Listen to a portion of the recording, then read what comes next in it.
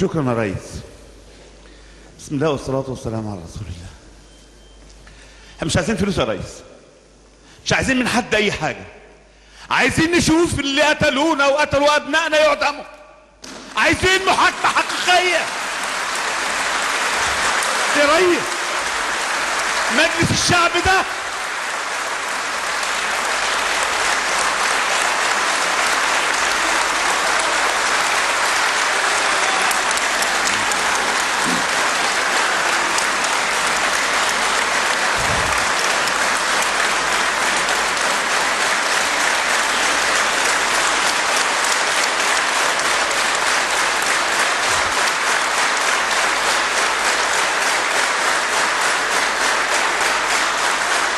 شكرا. تفضل بالحديث. تفضل يا ريس.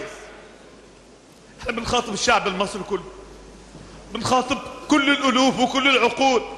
احنا عايزين نعمل دولة دستورية حقيقية. المحاكمة لغاية دلوقتي محاكمة هزلية، لغاية دلوقتي الاوراق مش موصولة. انا عايز اسأل سؤال، اللي ضرب ابني ده معروف ولا مش معروف؟ اللي ضرب ابني على كوبري قصر النيل والفيديو موجود والناس كانت بتصلي والتفتيش موجود والاسماء موجودة، ليه؟ مين مسؤول عن حرق الاسماء وما توصلش للنيابة؟ مين الوزير اللي كان موجود في هذا الوقت والى الان لم يقدم الى المحاكمة؟ مين اللي خلى الاوراق عند النيابة ضعيفة؟ مين؟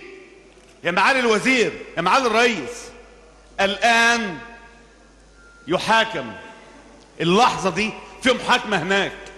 احنا مش عايزين يتحاكموا بالاسلوب ده، احنا عايزين محاكمة سياسية، محاكمة سياسية. الاوراق والمستندات اعدمت واهدرت، ولو ترك الوضع للمحاكمة ربما ياخدوا هم التعويض، ربما هم اللي يطلبوا تعويض. احنا عايزين يا ريس عايزين مجلس الشعب ده ضمير الامة، ضمير الشعب كله.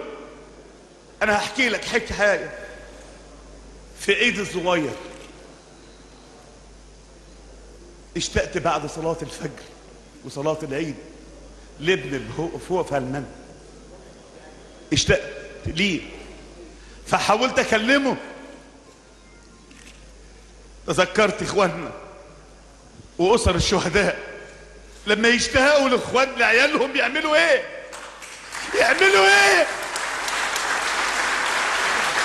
يا ريس، الالم اللي جوانا مش قليل، الالم اللي جوايا مش قليل، الالم اللي جوا كل اب شهيد وام شهيده مش قليل. لازم نربط على قلوبهم، لازم نعمل حاجه تشفي صدورهم. يا ريس، القضيه مش قضيه فلوس. انا بقول لك دلوقتي ولا مليم جالنا الحكومه دي، مش هنبني مصاب. الحكومه دي ما دفعتليش ولا مليم واحد، ولا مليم واحد، ومش عايز حاجه. وبعلن لكم دلوقتي، مش عايز فلوس، مش عايز فلوس. انا عايز قصاص، عايز قصاص.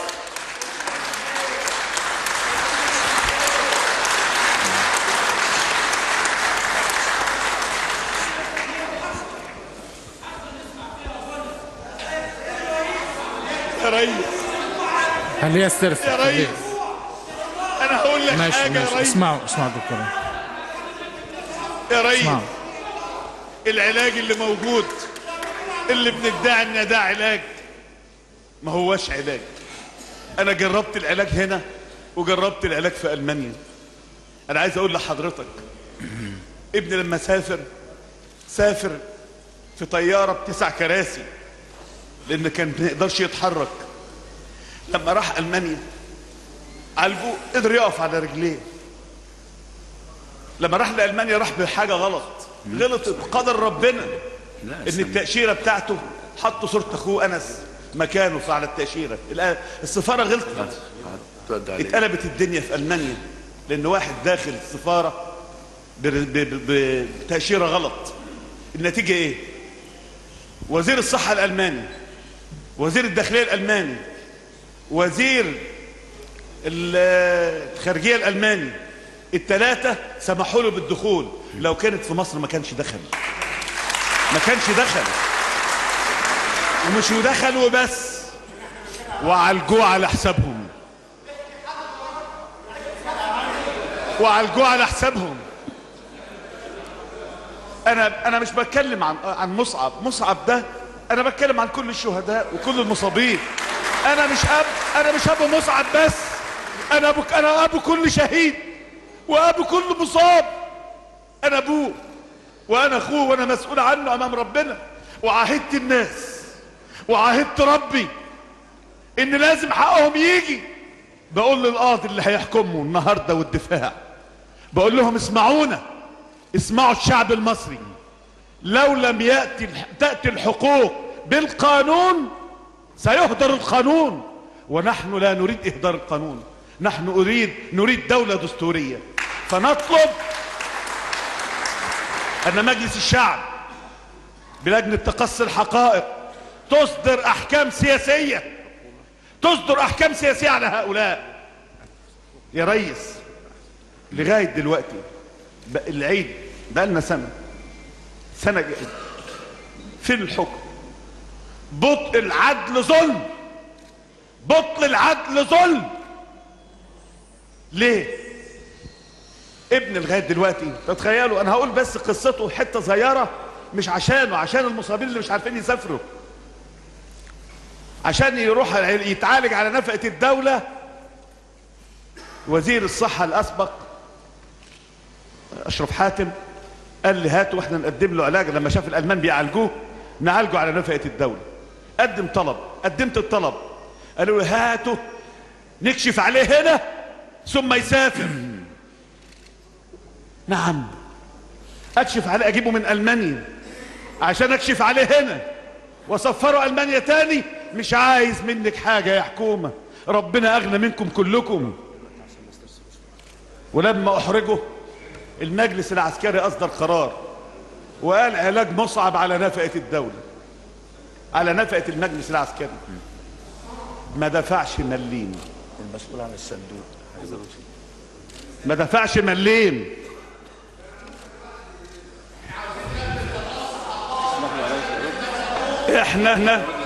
احنا بنتكلم دلوقتي يا ريس، اللي احنا عايزينه لجنة تقصي حقائق سريعة حضرتك تحددها، واطلب اخواننا نكون فيها، مش عشان ابني، لا انا بتكلم عن حقوق كل الشهداء وكل المصابين. بس خلوني فيها، بس ترجاكم ان اكون عضو في هذه اللجنة تقصي الحقائق.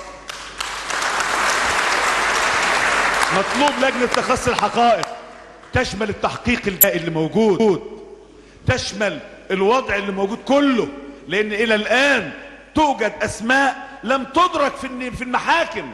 الان المتهمين الان، يعني انا متخيل اللي ضرب ابنه وضرب غيرهم دلوقتي اترقى وبقى راجل، يمكن يبقى قريب من الوزير، قاعد يترقى واحنا ساكتين.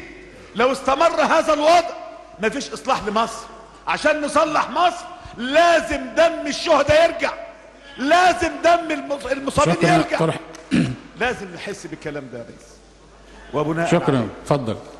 وبناء عليه يا ريس، ضمير الامه عند حضرتك، ضمير الامه عندنا كلنا، دم الشهداء في رقبتنا كلنا. لجنة تقصي الحقائق تبقى اسرع من كده. اي احد يقصر، علينا ان ناتي بحق هؤلاء الشهداء وهؤلاء المصابين. لا نطلب الدية ولا نطلب اموال ولا نطلب اي مليم، ولكن نطلب حقوق حقيقية. ليه؟ عشان ما يجيش بعد 30 سنة واحد يقول قتلت الشعب المصري وما جراليش حاجة. مش عايز اجي بعد 30 سنة واحد يقول اصبت الشعب المصري وقعدت اتعالج على حساب الشعب المصري في احسن المكان واحسن الاماكن. مطلوب ان حسني مبارك يتحط في السجن. مطلوب حسني مبارك يتحط في السجن، يتحط في السجن ولا يعود الى مستشفى، يعاد في مستشفى السجن مثله مثل كل الناس. ده اللي احنا عايزينه يا ريس. عايزين الشعب المصري يحس ان امبارح اول امبارح غير النهارده. بقاله نوابه بيعبروا عن شعوره. عايزين هؤلاء اللي بيدخلوا وبيعملوا كأنها تمثيلية بيمثلوا فيلم، لا، شكرا عايزين دكتور أكرم. يعرفوا ان الشعب المصري حي وهو حي ولازم حقوق ابنائنا تيجي. وشكرا سيادة الرئيس. شكرا دكتور أكرم.